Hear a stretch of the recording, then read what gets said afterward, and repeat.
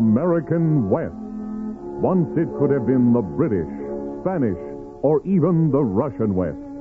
It became American primarily because of the explorations of two young Army officers, Meriwether Lewis and William Clark.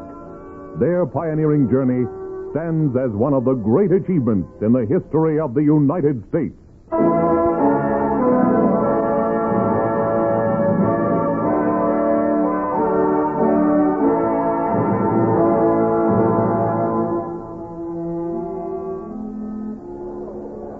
Shields, Calder, Bratton, Windsor, and you too, Goodrich. Get over here and tend to this gear. If there was any engine snooping around, it would have been stolen long ago. Captain Clark, what if a sergeant lost his voice? Would he get demoted to private? Cruzat Pryor's a very good man. Well, just joking, sir. The river's getting more and more difficult, especially for the red longboat. Well, sir, it was built for the deep, wide Missouri. And not this narrow, fast Missouri. Well, that's about it, sir. Sergeant Pryor says you know how to make a cache in the Indian style. Yes, sir. Two pirogues. They want to hide the red one and cache some of the heavier gear and the greater part of the scientific specimens we've collected since Fort Mandan. We'll continue with the white one, although we may have to make one or two small dugouts to supplement our canoes. We rise behind us, sir. That looks like it's above the high water You mark. make sure of it, Cruzat. This cache must stay dry. There will be irreplaceable items stored in it. Yes, sir. And we'd rather not have the Indians discovered after we leave and they come poking around our campsite. Oh, I can disguise it.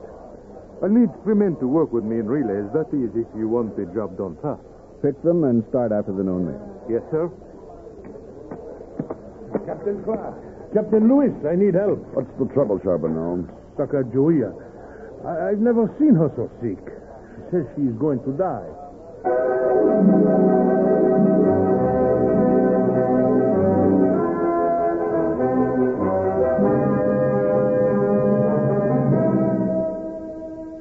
Horizons West, the continued story of the Lewis and Clark expedition. Now, with Harry Bartell as Meriwether Lewis and John Anderson as William Clark, listen to Chapter 5, The Great Falls.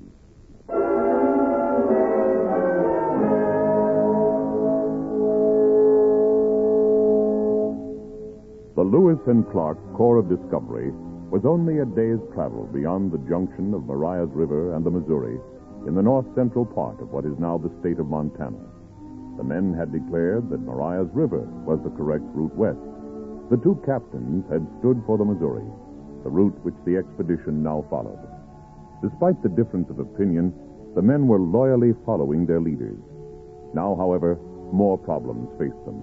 Travel upstream had become increasingly hard, and there was the constant urgency of having to reach the mountains before winter closed in and made further travel impossible.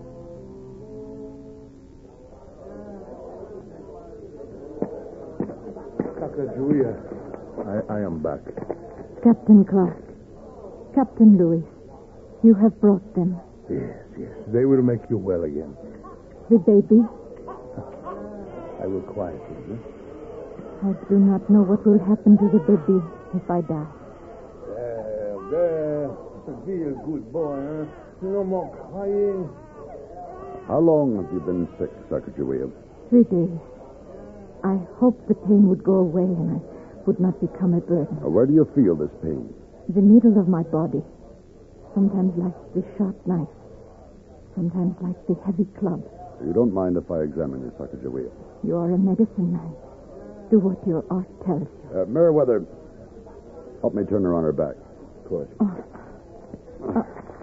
Easy. There.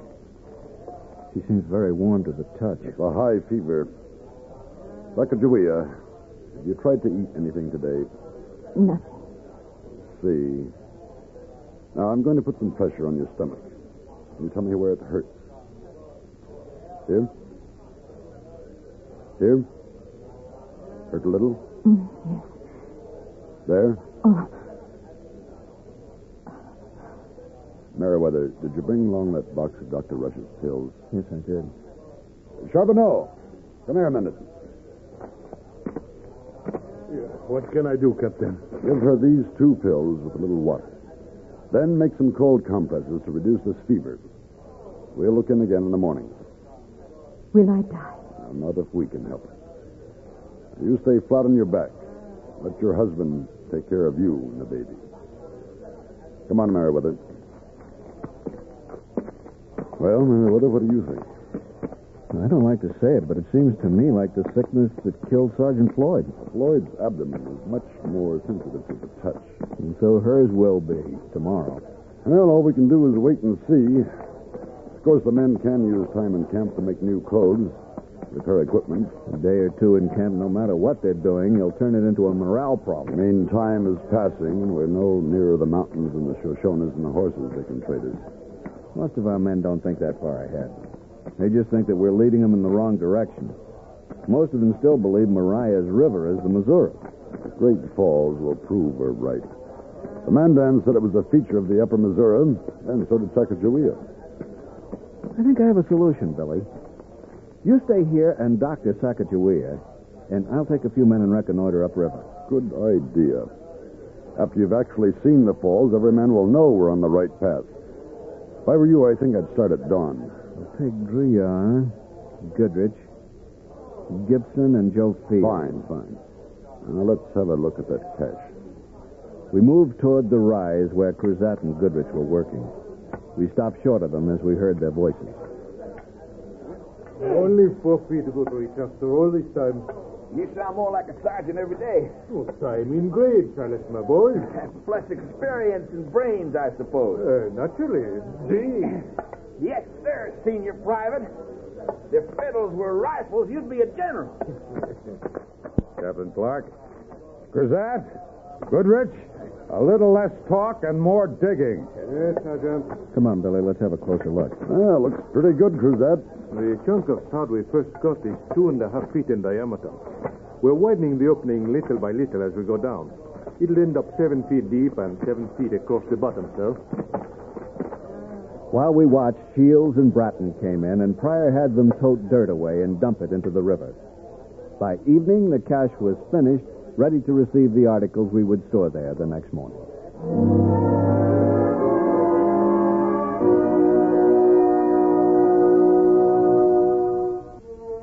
I was worried about Meriwether the next morning. He ate no breakfast, complained of stomach pains as he shouldered his pack and hurried Gibson, Drouillard, Joe Fields, and Goodrich along the bank of the river. I watched them until they were lost to sight in a clump of cottonwoods. Then I supervised the loading of our heavy goods into the cache.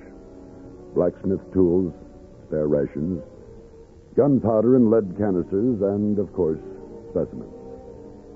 These were placed on a floor of dry twigs. Animal skins were spread on top, and then Cruzat filled in with dirt. Finally, replaced a 2.5-foot circle of sod.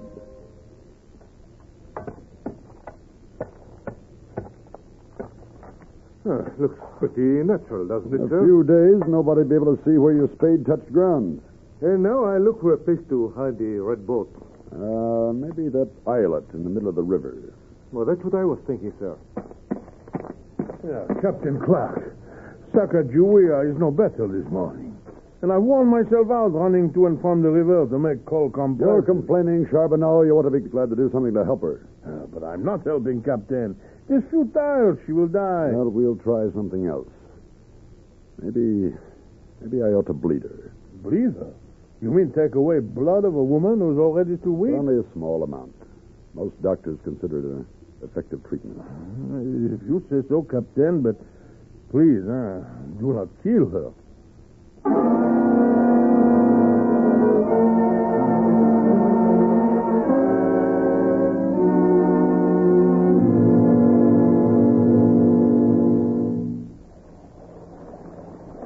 We stopped before dark to make camp and eat, but I had lost my appetite and couldn't touch a thing. My stomach was a battleground of aches and pains.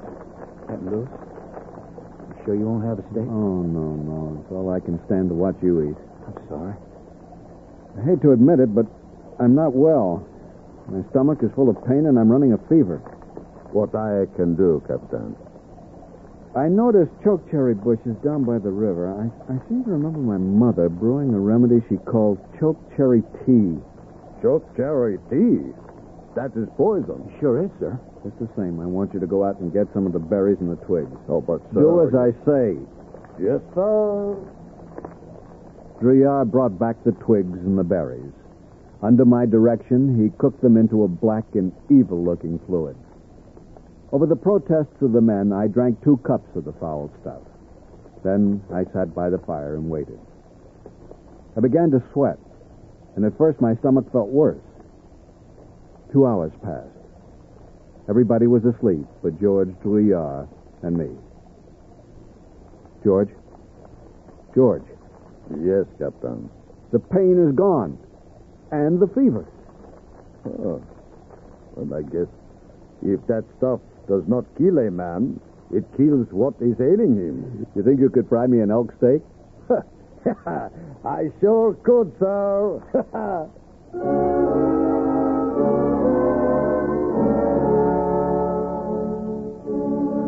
When morning came, I was completely myself. We broke camp and moved ahead over rough country abounding in rocks and gullies, in prickly pear and rattlesnakes. By the evening of the second day, we were glad to camp, eat, and fall into the sleep of exhausted men. Morning found us renewed. We pushed on over the rough country. You hear that, sir? Sounds like a waterfall. We moved forward. The sound became a roar, and the river was partially obscured by the white spray of the water as it spilled down the face of the bluff. It was a spectacular sight, even from the imperfect position we occupied. Will you look at that? That is the greatest sight in the world. If we climb up on these rocks, we'll get a better view. Yes, sir. We climbed a ridge of rock which roughly paralleled the river some distance from the falls and at a higher elevation. From here, we could see water pouring over nearly perpendicular cliffs, dropping 80 to 100 feet to strike across 300 yards of river with a boiling, vaporous impact. While the men made camp and cooked a sumptuous meal of buffalo hump, trout, and parched corn, I wrote a detailed description of the falls, which did seem to have the advantage of a first impression. Indeed, Billy Clark and I were right about our choice of rivers, but making portage around the Great Falls was going to be a fearsome task. I decided to send Joe Fields back to the main camp with word of our discovery.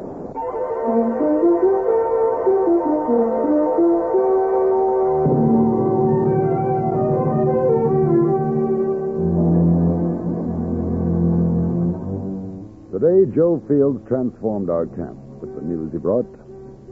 Captain Lewis had led him and the others to the fabled Great Falls. I watched all the small doubts and skepticisms leave the men, to be replaced by a new spirit of unity and a desire to go forward. Obviously, it was time to break camp, even if it meant moving Sacagawea. With the help of Charbonneau, we made a bed for her in the white pirogue, launched our boats to do battle with the swiftly moving river. All right, put some muscle into it. Pull! Look out ahead. Prickly pear. Prickly pear! The water's only waist deep. Take to the water. Pull! Pull! It took 3 days for us to reach Portage Creek, just below the falls, where Meriwether had set up a camp, which would be our base during the portage. I gave orders for Shields and Bratton to help Charbonneau construct a tent shelter for the ailing Sacagawea. Then climbed up on a high point with Meriwether Lewis for a view of the falls.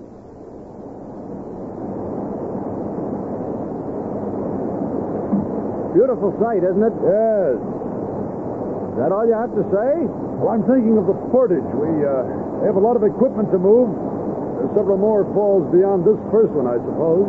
5 in all, in a 10-mile stretch of river. As near as I can calculate, the portage will be about 18 miles. Over rough ground?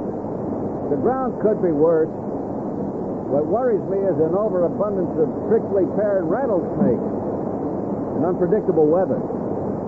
And just the last few days have changed from heat to cold to rain to wind.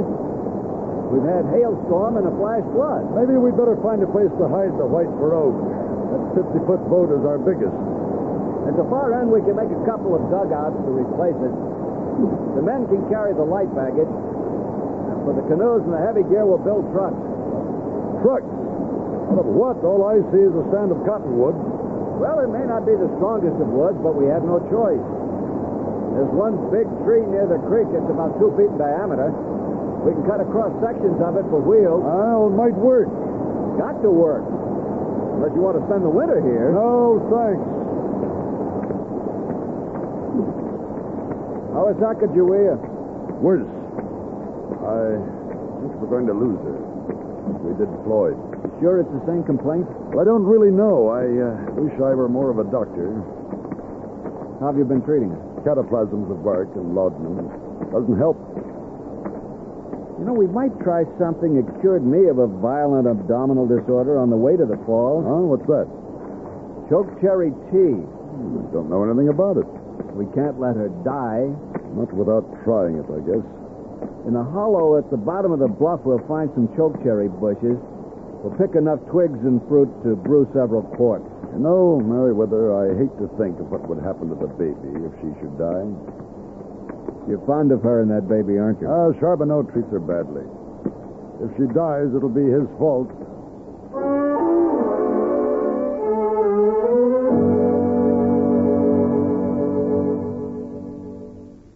I had doubts about the chokecherry tea, although I said nothing to Meriwether. After all, it was a last resort. We took the concoction to the tent, where the suffering Sacagawea lay. Charbonneau admitted us. How is she, Charbonneau? Part of the time out of her head. And the fever? Right now, she sleeps. Gentlemen, I'm worried. Worried. Well, what do I do if she dies? How will I care for the child? Where will I find milk? There's no need to indulge yourself in that kind of thinking. Sacagawea is still alive. Captain Lewis has brought a new medicine. A new medicine. What good can it possibly do after the bark and the laudanum has failed? No, Captain, it is most difficult when a man faces the loss of a beloved wife. It's difficult for us, too. As doctors, we hate to lose a patient. As leaders, we hate to lose a follower. And as human beings, we hate to lose a valued friend. Now, do you think you can make her drink this medicine? I can try. You'll have to do better than that. Waker, tell her it has a vile and bitter taste, but it also has great curative powers. If you have to, force it down. A pint now, another pint tonight, a third in the morning. Captain Clark and I will be back again tomorrow. If there's an emergency, you know where to find us.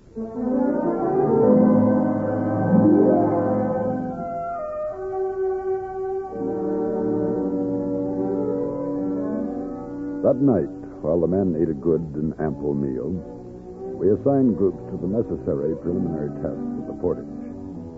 Sergeant Ordway and a detail would build the trucks. Sergeant Gass and his squad would carefully mark the portage route with stakes. And Sergeant Pryor and his men were charged with the hiding of the white pirogue and the making of another cache.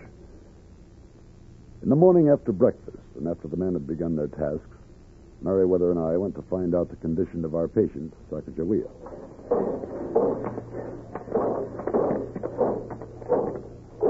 There's no sign of life at the tent.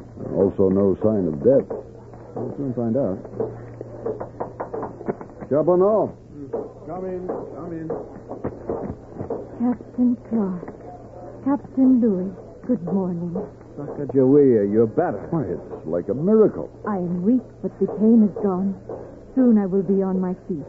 This trip is too much for her. This trip filled with hell. No, Toussaint. Sickness comes any place, any time. No. Gentlemen, I am compelled to take her away. Back to where living is easier. You don't mean that. I do, Captain Louis. Issue me a warrant for my pay. Nobody quits in the middle of this kind of job. You know that. I seem to remember you begging for this job back at Fort Mandan. And my money, please. Sacagawea must go to a better climate. Toussaint, I am ashamed of you. Be quiet, squaw. No, Toussaint. The squaw will speak. She will go on with the captain. She will help them to know her people and get them horses to ride over the shining mountains.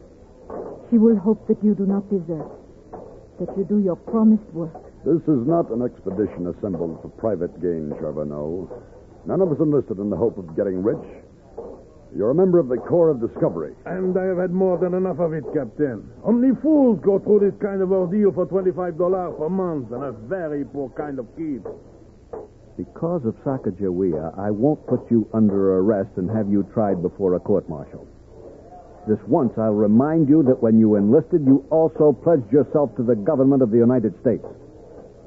Either you live up to your pledge and return with honor with the rest of us, or you will go back a prisoner in disgrace.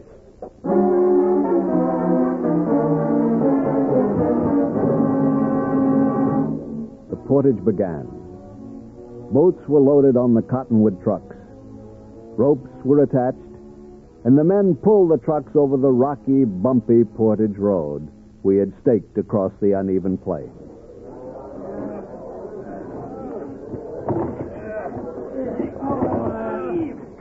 Come on, pull! Get your backs into it. Pull! You think we're horses? If you was, we'd have no worrying about how to cross the mountains. Now, come on, pull! The men kept on pulling with all their might, plodding through fields of prickly pear. The thorns pierced the soles of their moccasins and cut into their feet. Sergeant Pryor watched the group towing his truck very, very carefully, calling for a rest period just before the weakest of the men was about to collapse.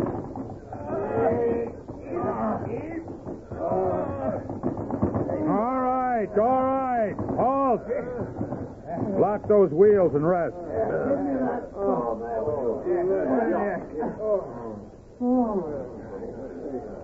Say, Pryor. What do you want now, Cruzat? Feel that wind? Yeah, maybe it'll make us a little cooler dragging up the next rise. It's strong enough to do more than that. What do you mean? Why not put up the sail? Are you crazy, Cruzat? We have wheels last time I looked. Huh, good idea. Captain Lewis? I heard the suggestion. Go ahead, try it.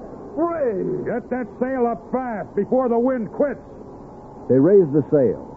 Cruzat manipulated it so that it caught the full force of the wind. The truck began to roll. It picked up speed. The men leaped on for a dry land sailing trip.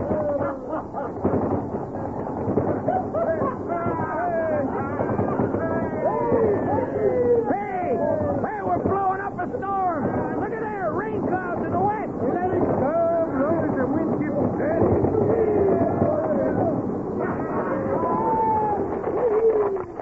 Hey, look out! Stop the truck! Halt!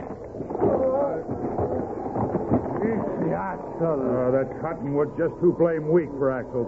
Better use the mast for a new axle. It'll be strong enough. All right, men, on the double.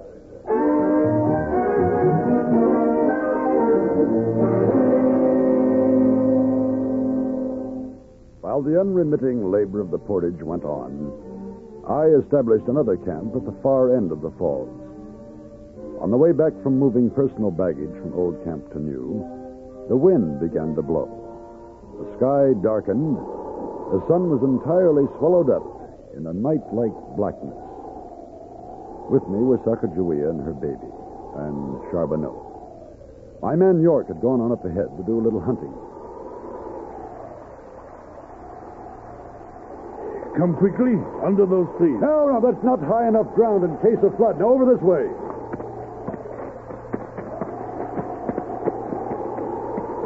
We took cover under a ledge of rock near the top of the ravine.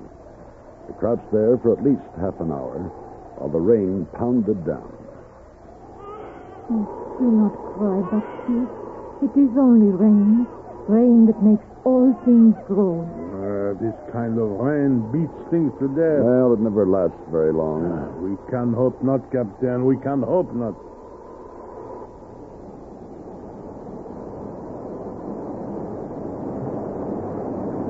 What's that? I looked and saw a torrent rushing down the ravine and rising toward us. Quick! Everybody out of here! Mon Dieu, it's a flood! clawed our way up the side of the ravine, with Charbonneau in the lead, of course. Just as the rising waters, carrying all kinds of debris, touched my feet, Charbonneau panicked and couldn't seem to move. Save me! Save me! I cannot Don't swim! move, Charbonneau! Move! Quick, Doc, quick! Mother, save me! Get up there fast or I'll drown you! The threat worked. He scrambled up the rest of the way, even offering a helping hand to Sacagawea and the baby.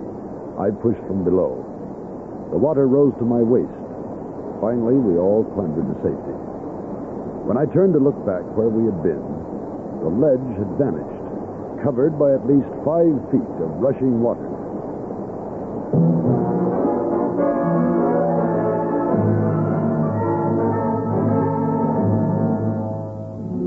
The days seemed to creep past. We observed the 4th of July with a fusillade of rifle fire and the issuing of the last of the whiskey, and then continued our work. Finally, on July 15th, a full month after our arrival at the Great Falls, we were ready to move on. We loaded the boats and were about to push out into the river once again when I noticed Sacagawea making marks with a stick in the damp earth near the riverbank. I asked her what she was doing. We near the country of my people. I write in the earth. I say you are friends of the Shoshone.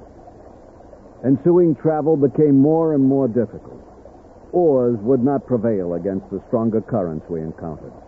We had to use the poles and the tow ropes in combination with oars. The slowest, most agonizing method of transportation known to man. From dawn to dusk each day, the courage and staying powers of the men were tested and retested. Now and then, along the shore, we would see Indian lodges and teepees, some long abandoned, others hastily vacated, as if their tenants took to the hills at the first sight of them. Then, on the 27th of July, we arrived at another river junction, the Three Forks, where the mountains leveled into a long, high plain. We camped on a height where we could see ahead for many miles. Captain Clark, there. We were down there near the river. The enemy came on swift horses. 5 years ago? Yes. We fled up the river. Our warriors made a stand, but they were too few, and the Gros Ventre were too strong. Many of my people were wounded. 8 or 10 were killed. I tried to run. An enemy warrior rode me down. He made me his prisoner. Your family was with you when it happened? We were separated in the first rush. I do not know if they lived or they died. I'm sorry. Maybe some of them lived through it. Maybe you will find them again. I hope so. But when? Why do they hide from us? Why do they stay in the hills? Maybe they fear my writing in the earth is only a trick. In the meantime, all we can do is keep on, up the largest river of the three, until we run out of water.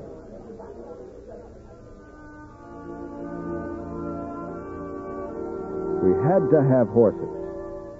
We had to get across the high mountains.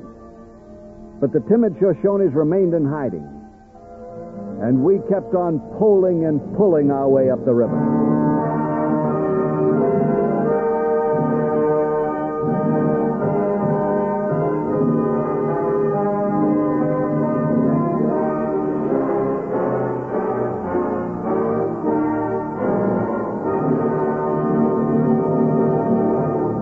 You have been listening to Horizons West, the continued story of the Lewis and Clark expedition. Chapter 5, The Great Falls, starred Harry Bartell as Meriwether Lewis and John Anderson as William Clark. Featured in the cast were Sebastian Cabot, Carl Swenson, Helen Gerald, Don Diamond, Frank Gerstle, and Herb Ellis. Our story was written by Carly and William Tunberg and directed by William Lally. Michael Rye speaking. This is the United States Armed Forces Radio and Television Service.